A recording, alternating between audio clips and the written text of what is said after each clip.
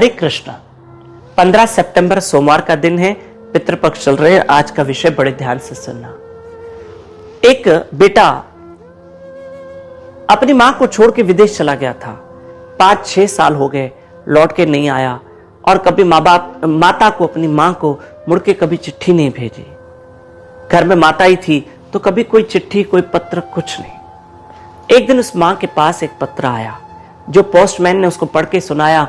माँ जी, good news है कि आपका बेटा आप वापस आ रहा है विदेश से और आपके लिए आ रहा है, आपके लिए बहुत बड़ी खुशखबरी है।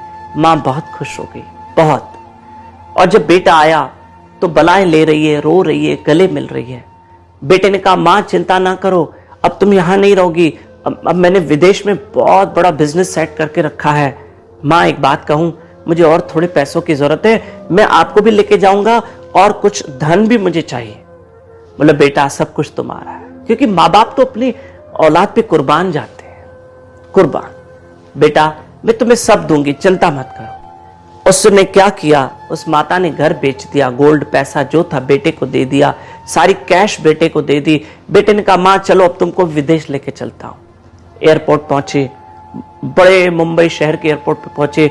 माँ तुम बाहर बैठो, मैं अंदर टिकट लेने जा रहा हूं। और वो सारी प्रॉपर्टी, पैसा जो था वो बेटा लेके एयरपोर्ट अंदर गया। मां बैठो, मैं टिकट लेकर आ रहा हूं। सुबह से शाम हो गई, बेटा टिकट लेने गया, अभी तक वापस ही नहीं आया। किसी ने उस माँ जी से पूछा, माँ जी सुबह से शाम तक बैठे हो, कोई आने वाला है?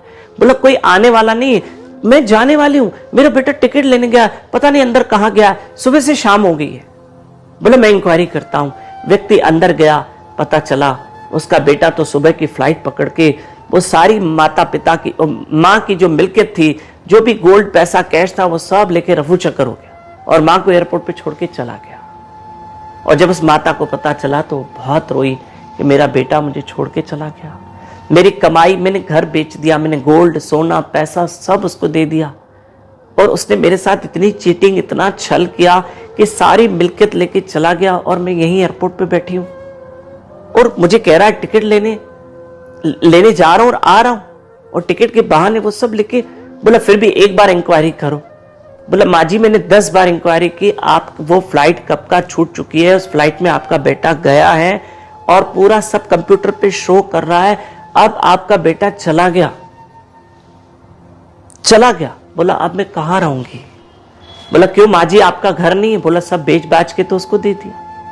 बोला, चलो किसी रिश्तेदार के घर जाके रहोगी, हम आपको ऑटो गाड़ी में चढ़ा देते हैं, आप किसी रिश्तेदार घर में तो रहो।